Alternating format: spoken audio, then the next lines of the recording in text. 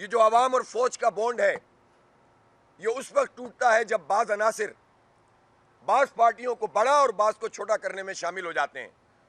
मेरी army chief साहब general Syed Asim Munir साहब से ये अपील भी है, मुतालबा भी है कि ऐसे अनासिर को जो मुख्तलिफ इदारों में, ऐसी पार्टियों को जो आवाम में बिल्कुल गैर मकबूल हैं, नफरत की सतह पे चली गई हैं, वो पार्टियां जिन्होंने लूट मार की, कत्लो गारत की, भत्ताखोरी की, दहशतगर्दी की, बल्दिया फैक्ट्रियों को जलाया, 300 लोगों को कत्ल कर दिया एक एक वक्त में, और ख़ास तौर पर यह शहर कराची जो मुआशी हब है, इस मुआशी हब का बेड़ा गर्क कर दिया। अगर आपके कुछ इदारों के लोग इस काम में शामिल हैं कि वो इलेक्शन पर असरअंदाज हो रहे हैं, तो जनरल आसिम मुनीर साहब इसका नोटिस लें और आवाम की राय पर छोड़ दें लोगों को, और इसके नतीजे में जो जीते वो जीत जाए, जो हार जाए वो हार जाए। जमहूरियत इसी को कहते हैं। मर्जी के नतीजे हासिल करना तो जमहूरियत नहीं होती। फिर इस पूरे खटराट का क्या फ़ायदा होता है? और वैसे भी पहले ही लोग बहुत मायूस हैं, पहले ही लोग बहुत परेशान हैं, बेरोज़गारी है, महंगाई है, इस अजाब में जल रहे हैं।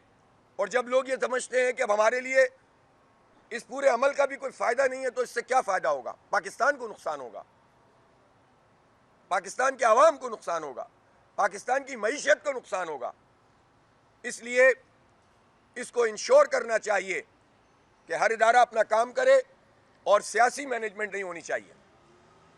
इलेक्शन को शफाफ होना चाहिए, ये इलेक्शन कमीशन की जिम्मेदारी है। हमने देख लिया कि किस तरह लेवल प्लेइंग फील्ड बनाई गई है, ख़ास मखसूस लोगों के लिए लेवलिंग की गई है और बाकियों को खंडरात में डाल दिया। इसको ये लेवल प्लेइंग फील्ड कहते हैं। तो ये नहीं किया जाए, मैनेवरिंग ना की जाए, आवाम की राय पे छोड़ा जाए। और मैं बिलखुसूस शहर कराची के हवाले से कहना चाहता हूँ, अब हम अफोर्ड नहीं कर सकते कि वो हालात फिर आएँ कि जब बस्तियों में ऑपरेशन हो रहे हों और गेहूं के साथ घुन पिस रहे हों और रेल की पटरियों पर रेंजर्स के जवानों की लाशें पड़ी हुई हों। अगर कुछ लोग ऐसे ही लोगों को दोबारा लाकर इस पूरे शहर को आग की नज़र करना चाहते हैं, तो इसका नोटिस आला सतह पे लेना चाहिए। जमात इस्लामी मुहिब्बे वतन, मुहिब्बे आवाम, दयानतदार, अल्हम्दुलिल्लाह, मैं फरिश्ते नहीं लेकिन बाकिरदार लोगों की जमात है। और हमारी कोशिश ये होती है कि इस ख़राब तरीन हालात में भी अपने लोगों की तरबियत इस तरह करें कि वो मुल्क दोस्त हों, वो पाकिस्तान में बदअमनी किसी सूरत कबूल ना करें, वो कंट्रीब्यूशन करें, वो उम्मत के तसव्वुर के साथ जुड़े हुए हों, वो आवाम दोस्त हों, वो लोगों की खिदमत के जज्बे से मामूर हों। और अल्हम्दुलिल्लाह जमात इस्लामी ने 76 साल में पाकिस्तान में ये करके दिखाया है। हमें ज़रा सा भी इख्तियार मिलता है तो हम उससे ज़्यादा काम करते हैं, खिदमत करते हैं। आप हिस्ट्री कराची शहर की उठाकर देख लीजिए, अब्दुल सत्तार अफगानी, नेमतुल्लाह खान, ये तो 2 मेयर थे, इनके साथ तो पूरी सैकड़ों लोगों की एक टीम थी। 1800 काउंसिलर थे नेमतुल्लाह खान साहब के साथ जो जीते थे। किसी एक पर भी अल्हम्दुलिल्लाह करप्शन का कोई दाग नहीं है। कोई है ऐसी पार्टी जो सामने आए और जिम्मेदारी से काम करते हैं। अभी इख्तियारात नहीं है। Water and sewerage corporation towns के मातहत नहीं है, Sindh solid waste management town के मातहत नहीं है, बहुत बड़े बड़े इदारे बल्दियाती इदारों के मातहत नहीं है। इसके बावजूद सिर्फ 2 महीने हुए इख्तियार मिले हुए, इन 2-2.5 महीनों में पार्क्स बन रहे हैं, खेल के मैदान ठीक हो रहे हैं, कारपेटिंग शुरू हो गई है, सीवरेज जो हमारे डोमेन में नहीं आता उसका काम शुरू हो गया है, बड़ी हद तक सफाई सुथराई का निज़ाम बेहतर हो गया है। तो ये जमात इस्लामी है। और जमात इस्लामी की मुल्क के साथ लॉयल्टी ये है कि आज भी मशरिकी पाकिस्तान जो था, जिसमें हमने पाकिस्तान की बका की जंग लड़ी इसलिए कि हम इसको एक मस्जिद समझ लें, तो आज भी उनको फांसियां मिल रही हैं वहाँ। वो पाकिस्तान से मोहब्बत के जुर्म में 40 साल 50 साल बाद भी उन पर मुकदमात चल रहे हैं। वहाँ की जमात इस्लामी की पूरी लीडरशिप जेलों में पाकिस्तान से मोहब्बत की वजह से। हमने जो है वो मुख्तलिफ जगहों पर नज़रियाती जंग भी लड़ी है और अमली तौर पर भी हमारे कारकुनों ने, जब रियासत का फैसला था तो उस फैसले के नतीजे में पाकिस्तान की जंग जिहाद के मैदान और क़िताल के मैदान में भी लड़ी है। इसलिए जमात इस्लामी अगर जीत रही है तो उसे जीतने दिया जाए। और अल्हम्दुलिल्लाह अवामी राय के सर्वे बता रहे हैं कि जमात इस्लामी पेशरफ्त कर रही है और इंशाअल्लाह मुझे यकीन है कि इस मर्तबा कम अज़ कम वो मैनेवरिंग नहीं होगी और नहीं हो सकेगी कि जिसके कुछ लोग ख्वाब देख रहे हैं और इस ख्वाब की बुनियाद पर ऐलानात कर रहे हैं। इसलिए मैं अपने कारकुनों से भी कहता हूँ, अपने हमदर्दों से भी, कि अपनी मुहिम को तेज़तर करें, गली मोहल्लों की सतह पर राब्ता करें। हम क्या हैं?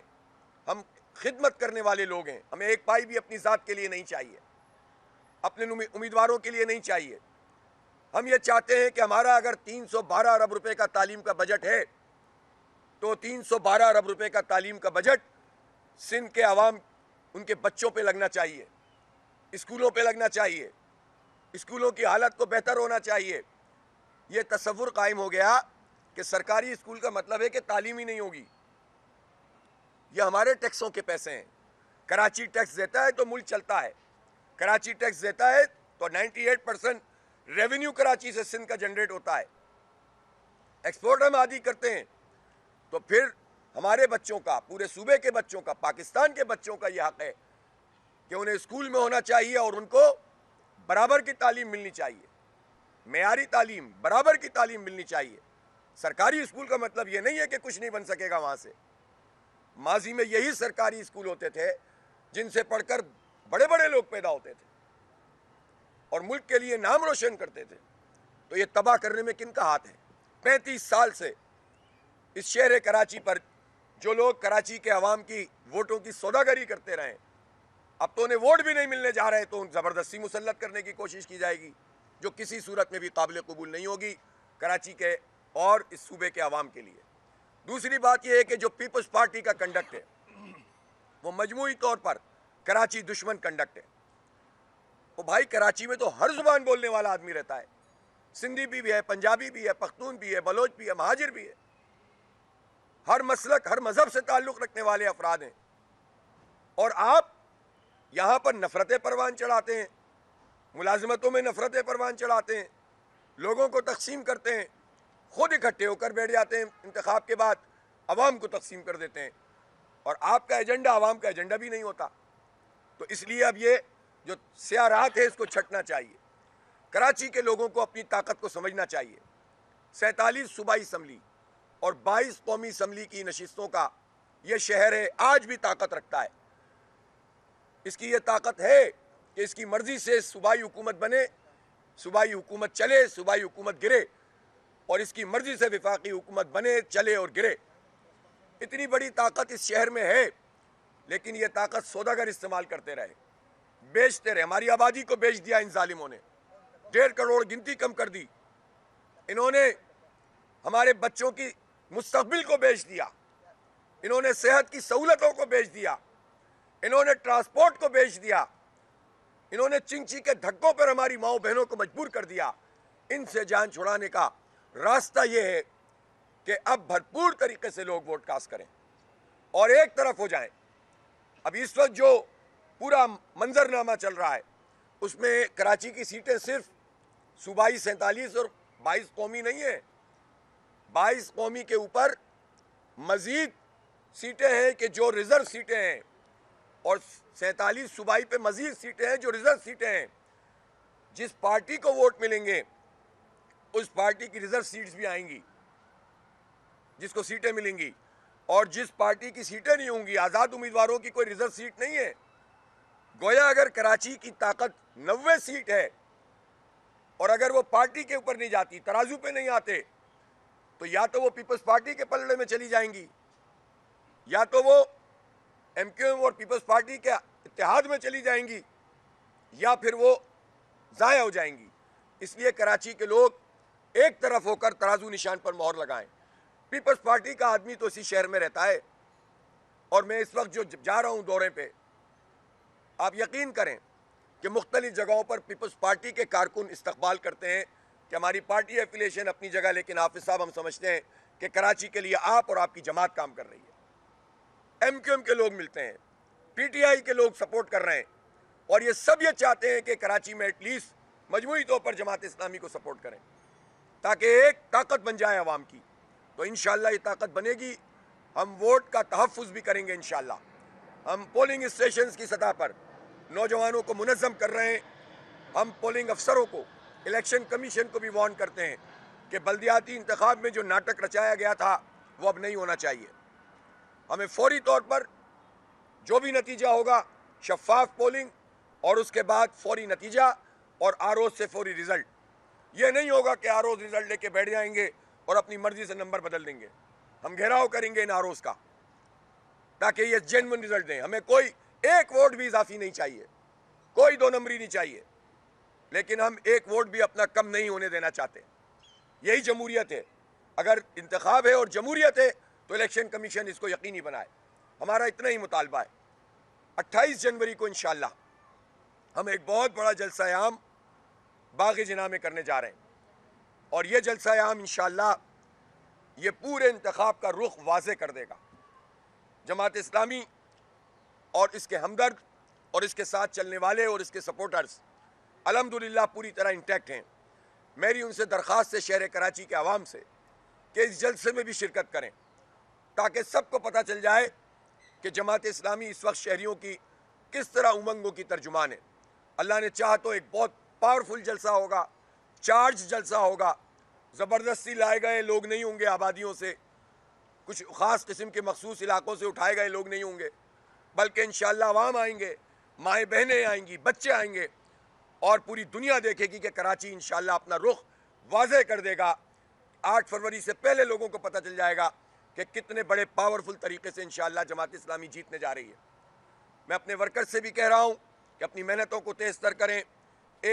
25 तारीख को भी अमीर जमात मोहतरम सिराजुल हक साहब कराची तशरीफ़ लाएंगे। शहर के मुख्तलिफ़ इलाकों में उनके जलसे होंगे, और फिर 28 जनवरी को भी वो आएंगे और उनकी सदारत में ये जलसा आम मुनक़िद किया जाएगा। कमेटियाँ उसके लिए तश्कील दे दी गई हैं, और रैलियाँ निकालेंगे, कैंप्स लगाएंगे, राब्ते करेंगे, और जो भी हम कर सकते हैं वो करेंगे इंशाअल्लाह, और एक भरपूर जलसा आम होगा। इस वक्त शहर में गैस का शदीद बहरान है। इस पर हमने धरना दिया, और उस धरने के बाद कमेटी बनी, और उस कमेटी का नोटिफिकेशन भी सुई सौदन गैस ने निकाला है, जिसकी हम खैर मकदम करते हैं जिसका। लेकिन जाहिर सी बात है कि हमारी तरफ से भी कमेटी, जिसके कन्वीनर सैफुद्दीन साहब हैं, ये आज ही मीटिंग करेगी। और शहरियों से मेरी अपील है कि जहाँ जहाँ जिस इलाके में गैस का शदीद बहरान है और ओवर बिलिंग का मसला है, वो जमात इस्लामी के यहाँ दफ्तर में आएँ, बताएं, अपने बिल लेकर आएँ, और ताकि हम यहाँ पर देख सकें कि ये ज़्यादती जो हो रही है वो ना हो। और इंशाअल्लाह जमात इस्लामी इस मसले को रिजॉल्व करवाएगी। किसी को ज़बरदस्ती ओवर चार्जिंग करके पैसे नहीं लेने देंगे। तो गैस का ये बहरान ख़त्म होना चाहिए। बस्तियों की बस्तियों में लाइनें चौक हैं, और पहले सुई सौदन गैस का जो अमला होता था फौरी पहुँचता था। अब एक बड़ा क्राइसिस ये है कि मेंटेनेंस और रिपेयरिंग का काम भी प्रॉपर नहीं होता। इसको दुरुस्त करना होगा। और ओवरऑल जो गैस का बहरान है उस पर तो हम पहले गुफ्तगू कर चुके हैं कि हुकूमतों की पॉलिसी के नतीजे में के इलेक्ट्रिक को 20 साल का लाइसेंस नेपरा ने दिया है, ऐसे मौके पर जब कोई हुकूमत भी नहीं है, केयर टेकर गवर्नमेंट है। मैं समझता हूँ कि ये कराची के साथ बहुत बड़ी दुश्मनी है। ये हुकूमत, नेपरा और के इलेक्ट्रिक माफिया का शैतानी इत्तेहाद है। हम इसको चैलेंज करेंगे, और इन ब्लॉक वोट जब मिलेंगे हमें, फिर हम देखते हैं कि कौन माफिया हम पर मुसल्लत होता है। के इलेक्ट्रिक सबसे ज़्यादा लाइन लॉसेस करती है पूरे पाकिस्तान में। के इलेक्ट्रिक सबसे ज़्यादा महंगी बिजली बनाती है। के इलेक्ट्रिक सबसे ज़्यादा लोड शेडिंग करती है। के इलेक्ट्रिक सबसे ज़्यादा आबादियों की बिजली काट देती है। के इलेक्ट्रिक सबसे बड़ा नादहिंदा इदारा है। 177 अरब रुपए का सुई गैस का बगैर मुआहदे के इसको गैस मिल रही है। के इलेक्ट्रिक 52 अरब रुपए के कराची के अवाम की नादहिंदा है। के इलेक्ट्रिक 662 अरब रुपए की NTDC की नादहिंदा है। फिर भी अगर इसको लाइसेंस दिया गया है, इसका मतलब है किकबैक्स हैं, रिश्वत है। इसका मतलब है कि माल बना रहे हैं लोग और के इलेक्ट्रिक माफिया को सपोर्ट कर रहे हैं। ये नहीं चलेगा।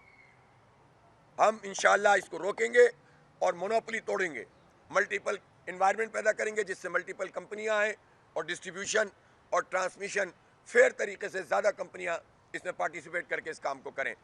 बहरहाल अब तेज़ तर अपनी मुहिम को करने की ज़रूरत है। इंशाअल्लाह हमारा ये काम जारी है और अल्लाह ने चाहा तो भरपूर तरीके से जमात इस्लामी इस शहर में सबसे बड़ी जमात, सबसे बड़े मैंडेट के साथ सामने आएगी इंशाअल्लाह।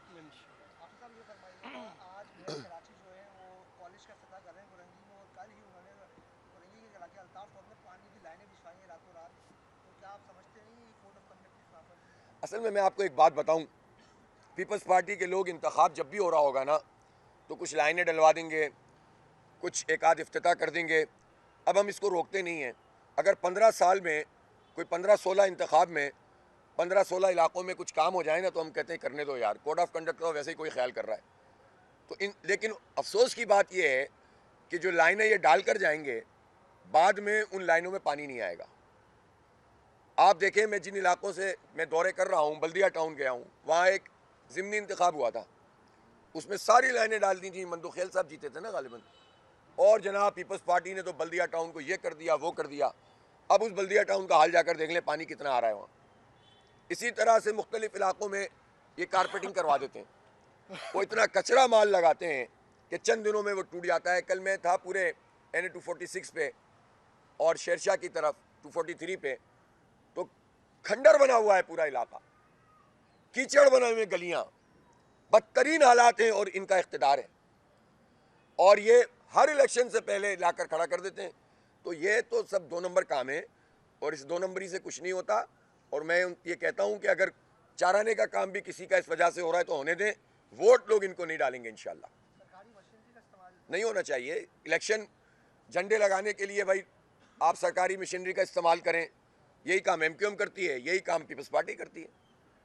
और भाई अगर दम है तो फिर आप अपनी प्राइवेट सतह पर इस काम को करें ना, लगाएं झंडे, लगाएं बैनर, लेकिन सरकार के खाते में ना करें ना।